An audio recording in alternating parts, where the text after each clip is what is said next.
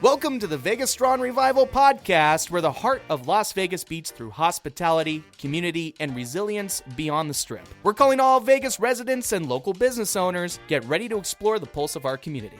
We aim to uncover the unspoken truths about our local services, venues, and businesses, discussing what's amazing, what needs improvement, and how we can uplift each other to enhance the Vegas Strong spirit for everyone in town.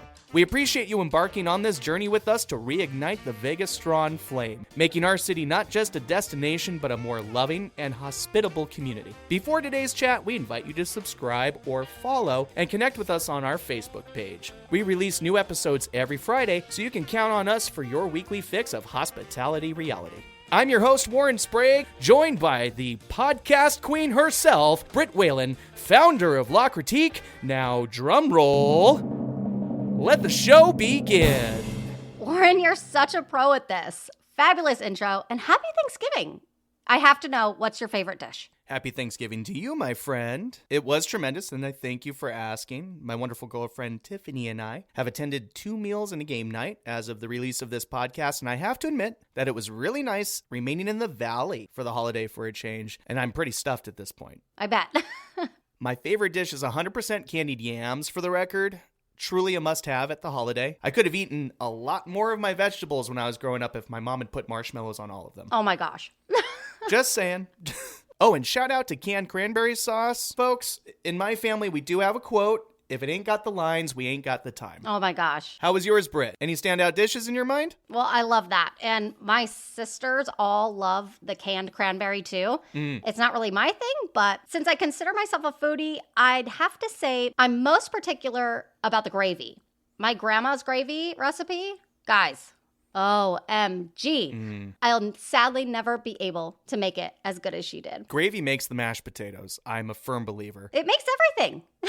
So, Warren, what are we discussing in today's episode? Well, today we're discussing the 10 toxic behaviors of a nightmare guest, guest satisfaction statistics and trends, and our expert recommendations on how to handle difficult guests. Fabulous. Here's my side note here, guys. When Warren and I say the word guest, we really mean any customer, any consumer, any person buying our product or service. It's been ingrained in us that even at the dentist office, we're not patients. We're a guest. Correct. We're all guests. Thank you very much. Although I want to jump right in on those topics because I know they're all kind of crazy to talk about. Perhaps we start off on a high note and highlight our very first local venue in the Concierge Corner. Ooh. Yeah, this segment is just our time to give praise to a local business that demonstrates the Vegas Strong ethos and continuously provides positive customer experiences. This week's venue is certainly deserving of our praise too. In fact, if you're a local and you don't know about this place, I'm not even sure you could actually call yourself a local. Just kidding. Kind of. Ladies and gentlemen of Las Vegas land, please lend me your ears. For today, in this first fine example of our Concierge Corner segment, I bring to you a venue that has risen from the humble beginnings, serving its seating capacity of just 12 Las Vegans all the way back in 1992 to being a locally recognized, outstanding eatery that services hundreds of thousands of hungry guests each year. I bring you a restaurant so beloved that TripAdvisor and Zagat have both claimed it to be among the absolute top tier of Italian eateries across our valley. And you know how much we value and love our Italian cuisine. I bring you none other than Nora's Italian Cuisine. Oh my gosh, I love Nora's. In fact, I was just there on Tuesday night. So I'll give a little shout out to my 2 favorite mixologists, Norman and Braden. Hello, Norman and Braden. Thank you for all you do. And why am I not surprised you know some of the staff there? I'll tell you, it took me just one visit with a gathering of friends back in 2019, if I'm not mistaken, to realize how special Nora's truly is. Elegant but not gloating, open but not empty, simple and truly so approachable. I fell in love with Nora's pasta menu that just won't quit, their patient and pleasant wait staff, and an atmosphere that is as warm and as inviting as the Vegas sunshine right at the turn of March. That's perhaps our one good week of spring weather, so I totally respect the comparison there. I thought you might.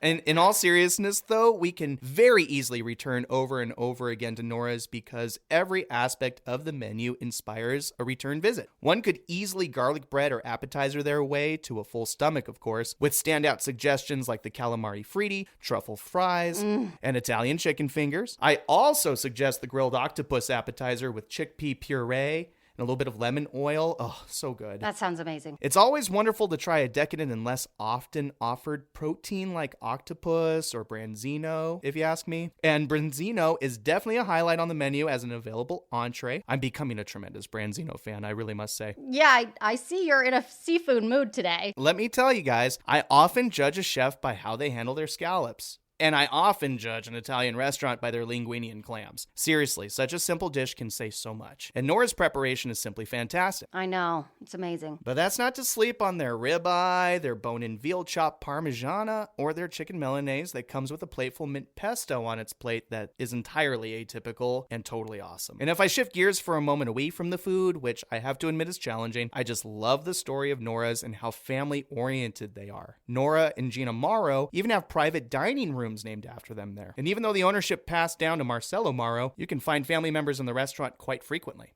Okay, I feel like I have so much to say, but I need to preface it a little bit for those who don't know me.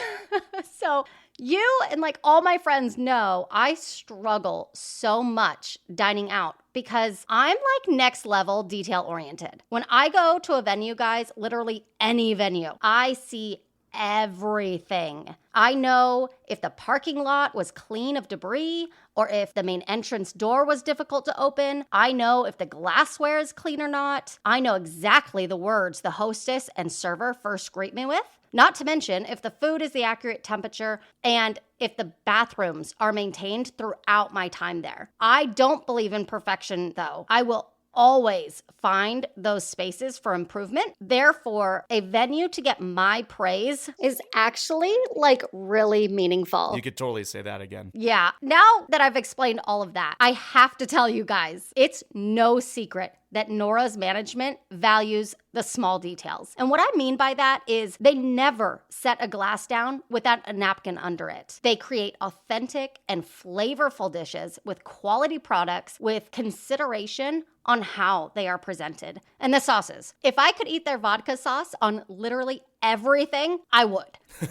Yeah. Totally delicious. I'm with you. Ridiculous. Little things most people don't recognize are the purse hooks at the bar, or the accurately placed lighting, the music selection, and the perfect volume. Such an important thing. Or the fact that they go out of their way to make the outdoor patio enjoyable no matter what season it is.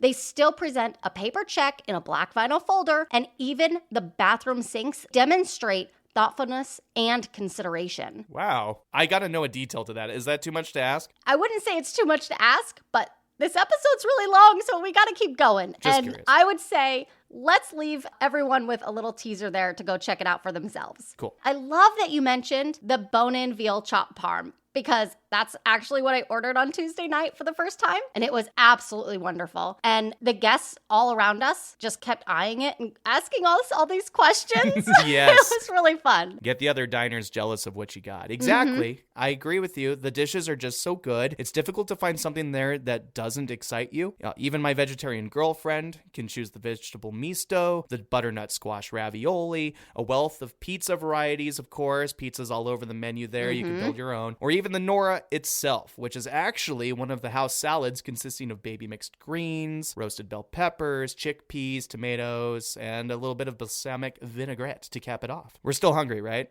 Oh yeah, seriously. I'm already ready to go back. One thing I don't want to forget to speak on real quick is the beverage menu. I deeply appreciate their extensive wine list and all the best liquor selections, and my personal favorite, the specialty cocktails. As a matter of fact, Vegas 7 magazine named Nora's on its Las Vegas Bar Hall of Fame, and I agree with that distinction entirely. On Tuesday, I was really pleasantly surprised. My usual cocktail, the Il Fragolino, was presented in a frosted coupe glass. Ooh. It was so fun, and it had never been presented in that way before. Yeah, it's awesome. It's nice to see the variety, almost like a free way to change up an existing menu item, and I like that. I'll round off this Concierge Corner by saying Nora's demonstrates the Vegas-Strong ideology through their family-oriented culture, their attention to detail, and their thoughtful service time and time again. I'm so glad we both authentically support this highlight for Nora's. Definitely. If you feel cornered by this concierge and want to escape to Nora's, know you'll find it at 5780 West Flamingo Road. They're open every day of the year except for Easter, Christmas, New Year's Eve, and, you guessed it, Thanksgiving. You can find all their menus, group dining, and catering details, and of course, hours of operation on their website, norascuisine.com. We'll have to see if my stomach can stay Vegas strong the next time I visit Nora's, and no,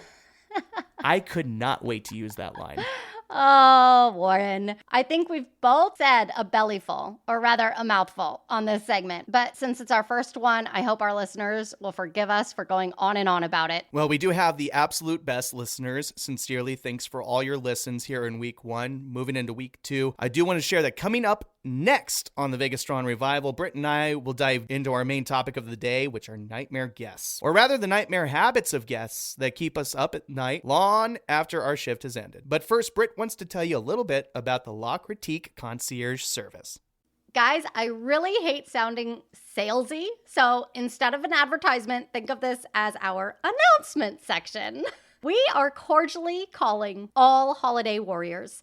With all the holiday craze, when was your last adrenaline adventure or blissful pampering session? How about a golden night out on the town with your favorites? That sounds super salesy. Gosh, guys, I'm sorry, I'm trying. La Critique firmly believes in a life full of experiences rather than possessions. So let us help you live it up, or maybe even spread the love by gifting experiences to others for the holidays. Client gifts, hint, hint, wink, wink. La Critique Concierge Service is your personal assistant to making the best memories around town without the stress. We handle all the planning so you can keep your quality time focused on family and friends. This service launches on Monday, December 11th, and we've curated 3 awesome packages designed to fit every budget, so no one misses out. Limited subscriptions will be available, so we recommend getting on the email list now to receive direct updates. You can sign up at lacritiquelv.com/concierge, or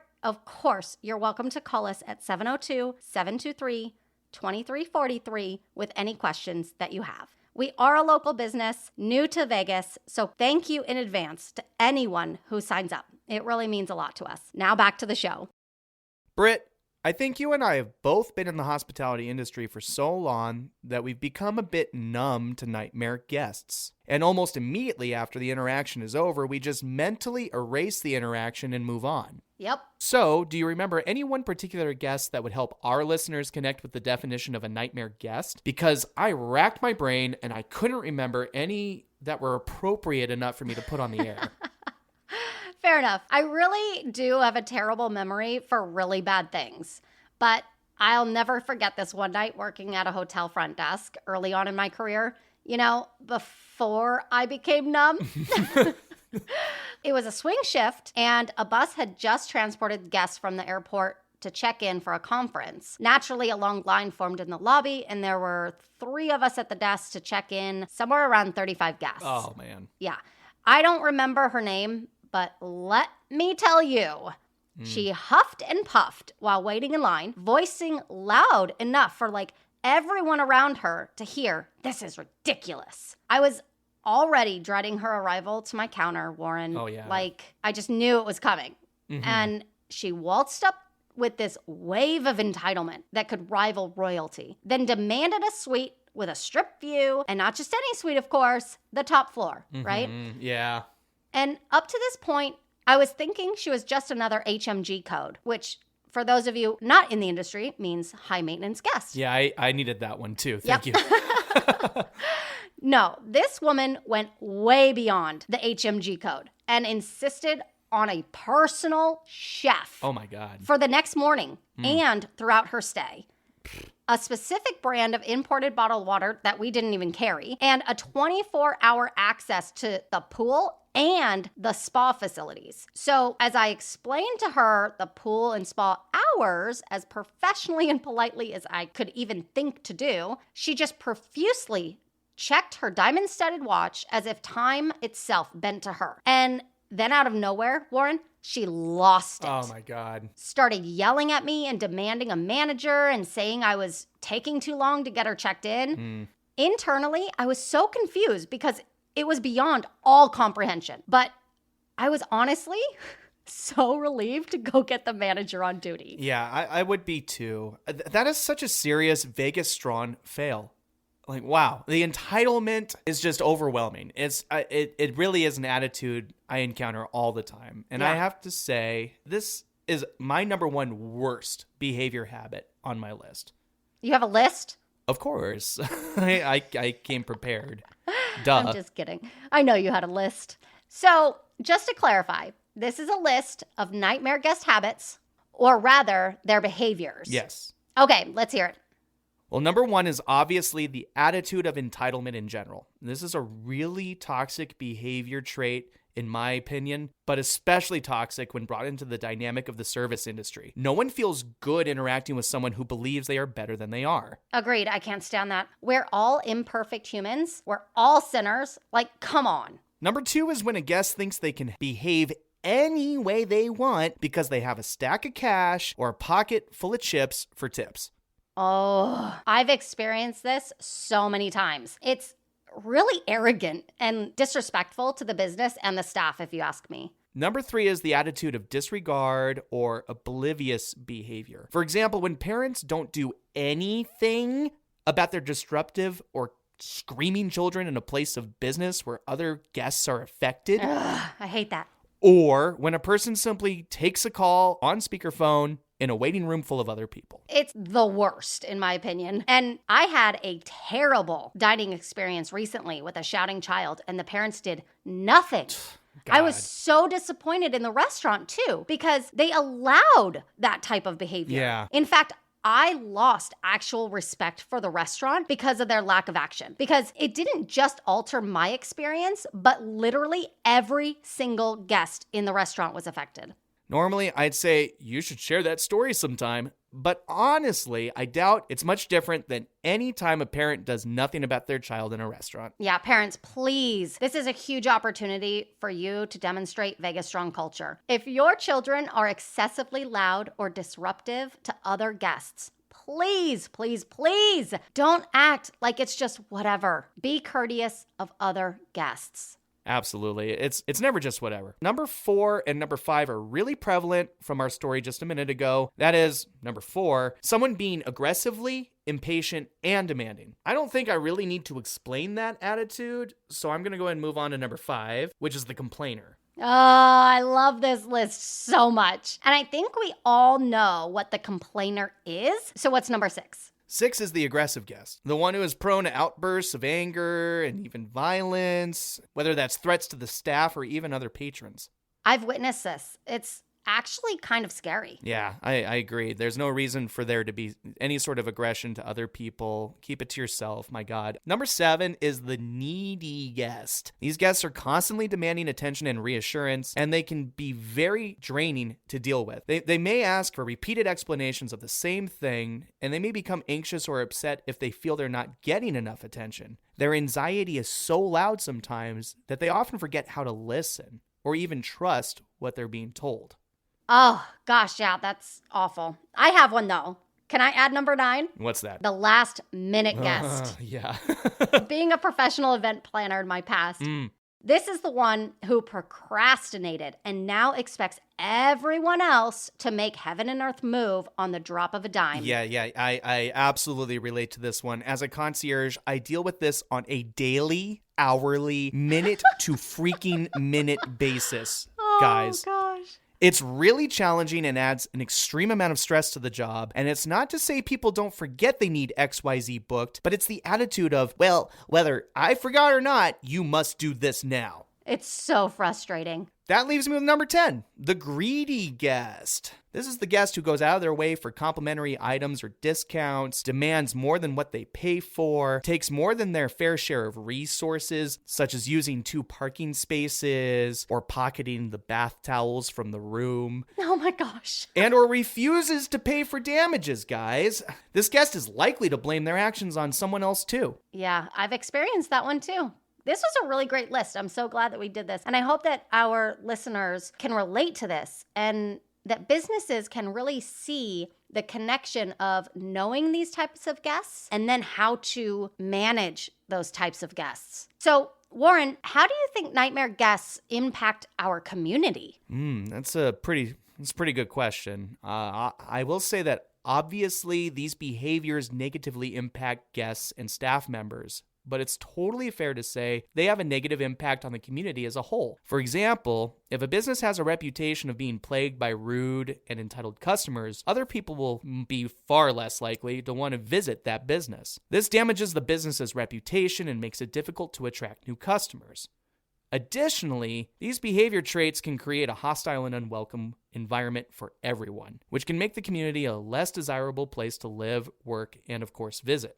Overall, it's important to be aware of these negative impacts and to take steps to mitigate them. By creating a positive and welcoming environment for everyone, businesses and communities can help to ensure that everyone has a pleasant and enjoyable experience. Absolutely. And if you're a local who's experienced a nightmare guest and want to share your story, feel free to post it on our Facebook page. We'd love to hear about it. And who knows, maybe we can help each other to lessen these occurrences. I suppose this transitions us into the importance of guest satisfaction, because clearly those guests were not very satisfied. Between the two of us, you're definitely more of the researcher. Yeah. So what kind of data, trends, or patterns are out there to speak on guest satisfaction? Well, not that long ago, it used to be that a business would focus on customer satisfaction as this one area of the business that didn't really touch on any other area. Net promoter scores and surveys were just this extension of all other business operations. Now we have this evolving industry called customer experience, CX for short. Okay. CX encompasses all aspects of a customer's journey through the business, usually starting at the website and maybe ending with the customer leaving the parking lot. So think of it like CX involves every touch point a customer or guest can have with your business, okay? Yeah, that makes sense. Kind of like when human resources went from being just simple tasks like payroll to transforming into a C-suite partner and adding value to the business as a whole. Precisely. So with CX, I don't just look at the one thing of customer satisfaction. I look at all aspects of each touch point. Ooh, buckle up. Quantifying the exact ROI of customer satisfaction initiatives is really challenging for a lot of businesses due to various influencing factors. But studies and industry data generally support the positive correlation between improved customer satisfaction and therefore improved business performance. Some studies suggest that even a small improvement in customer satisfaction can lead to a significant financial gain over time. As believable as that is, I have to ask, how do businesses know if their customers are satisfied? There are numerous sources and metrics out there to track customer satisfaction. My personal favorite is repeat customers and referrals. For me, it just speaks volumes when someone wants to come back or tell someone else about your business. But if you're a business owner or manager, some things you should be tracking, if you're not already, are online reviews and ratings, net promoter scores, occupancy and sales rates, reservation trends, customer complaints and resolution times, and general industry benchmark data and trends from firms like Data Central, STR, or if you're in the car industry, JD Power, or IBIS World industry if you're in real estate. That seems understandable. I mean, if you're not tracking the information or the things that are actually happening in your business with your customers, how will you be able to know your own trends or data? So, Britt, what kind of statistics are there for our local businesses to be aware of? Well, I do love my numbers. Are you ready? Of course. Yeah, I definitely am. Okay, these are just some of the stats from this year in the US, so 2023. And I'm not going to include all of the citations verbally. I will list them in show notes so that you guys know where they came from. So 61% of consumers will pay at least 5% more if they know they'll get a good customer experience. Yeah, hey, how about that? Trust in the service quality does lead to dividends. Yeah, and it's kind of like buying organic, right? Yeah. You pay more because you trust that organic is less toxic. 60% of consumers have switched brands due to a negative contact center experience. Oh, yes. Or any experience over the phone. If it rubs you the wrong way, you're out. It really is pretty understandable that might happen. Yeah, I'm that way. 70% of brands see a direct connection between customer service and performance. Definitely seems like a no-brainer. I just wonder what the other 30% of brands are thinking. Right, yeah. I mean, it seems like they need to go back to business school if they're a little confused on that one. 80% of consumers feel more emotionally connected to a brand when customer service solves their problem. When the company sweeps in and makes everything better, it's like creating a bigger dopamine rush, I would say, probably for the guest. And Yeah, it's that makes sense. All right, 39% of consumers have less patience today than they did before the pandemic. This seems like it should be so much bigger in my mind. Like, Yeah. I think we could get away with saying 89, at least in our city, but I find that so not surprising. Yeah, this is in the U.S. as a whole, so maybe it's different here in Vegas. 54% of consumers say brands treat customer service as an afterthought. Ooh, and that's so disappointing. As a matter of fact, it's a pretty good indicator of why we wanted to start the Vegas Strong Revival. We wanted to remind everybody that customer service should not be the afterthought. Perfect connection there. 56% of consumers say most companies treat them like a number. Ooh, shake my head. I don't mean to brush by the medical field, but my family especially, as they age, feel like numbers. We cannot go into the medical industry right now because I'm with I you. have so much to say. We have enough to deal with in hospitality. Carry on. Okay, only 59% of customers trust the brands they interact with. I wonder how much of that is just born from what we've been through in those recent years. Maybe trust is just hard to come by in general. Interesting. 62% of companies don't respond to customer service emails. Oh my God, that's a shocker. Yeah. If I only replied to 38% of my emails, I'd be out of the job. Yeah, it's crazy. 87% of customers actively avoid buying from brands they don't trust. Yeah, it could be so easy to lose trust, as we've been saying. 90% of CX leaders say customer expectations have increased to an all-time high. 90%. And I agree. I think expectations have definitely risen. That super duper tracks. Yep. 74% of consumers feel brand loyalty is about feeling understood and valued, not about discounts and loyalty perks. I almost feel like when somebody's taking the survey and that question comes up, they're like, I really do like my discounts and perks, but I'll go back to the real human, the soft needs, right? Of being understood and valued, because that's, I think, what they would want me to say. Right. Okay, just a couple more. Companies that lead with CX personalization have increased their revenue by up to 15%. Ah, there it is. Yep. And personalization being the key word here. Personalization has a really strong ROI. Customers want to be seen as individuals and provided with experiences that matter to them. Investing in CX not only improves the personalization, but also customer loyalty and retention on top of revenue. Makes sense. I love that statistic personally. Go CX.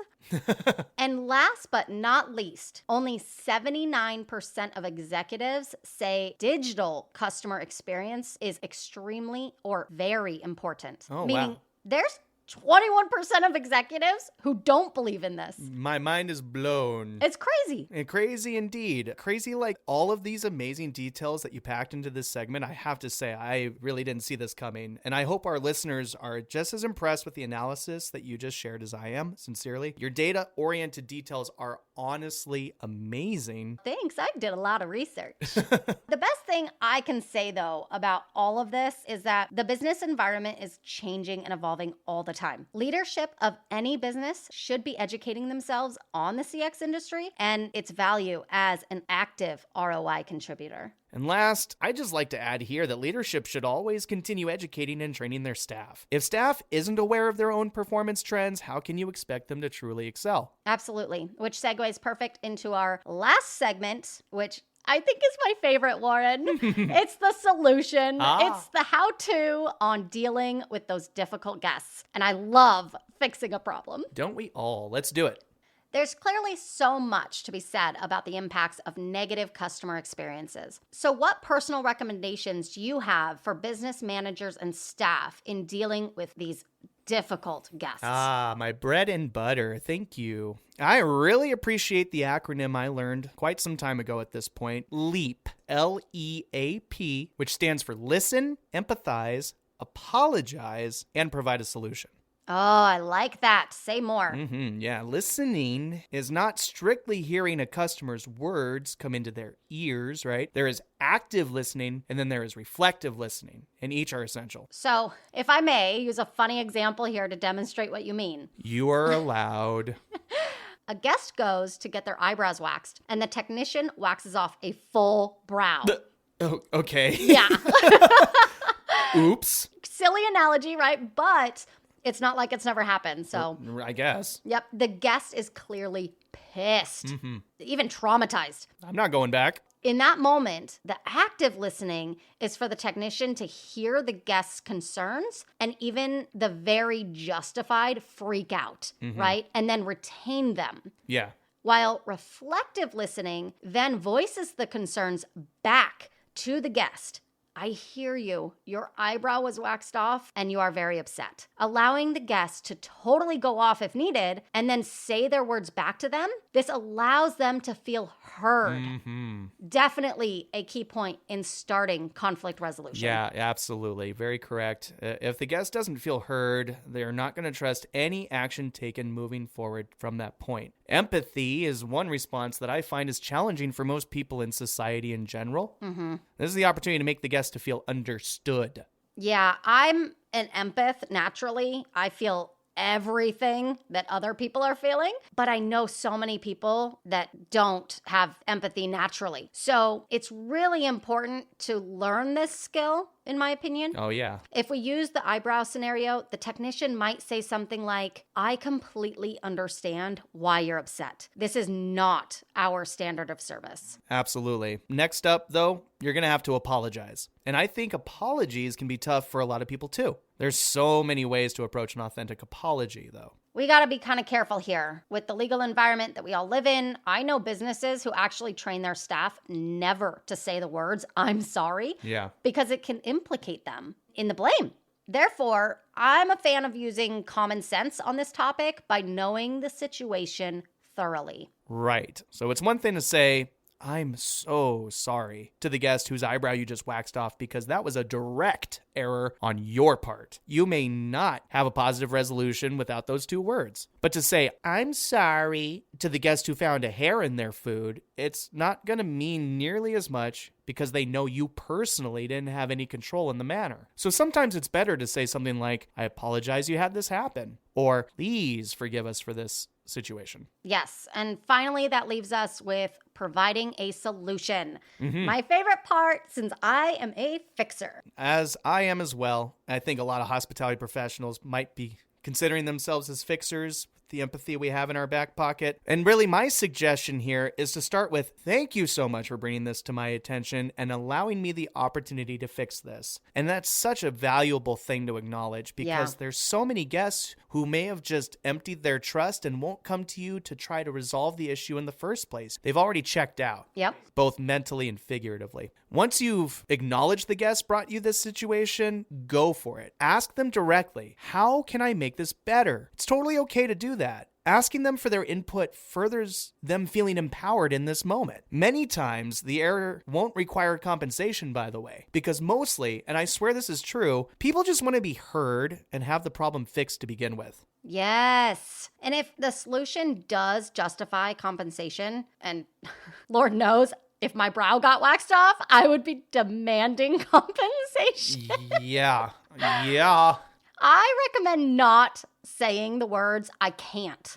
So if somebody responds in that scenario of the brow, you can make this better by putting my eyebrow hair back on. Don't say, I'm sorry, I can't do that. Instead, say, you know what? I think our best option is that I provide you with a complimentary eyebrow pencil and a bottle of luxury hair growth serum. Wait, that's a thing?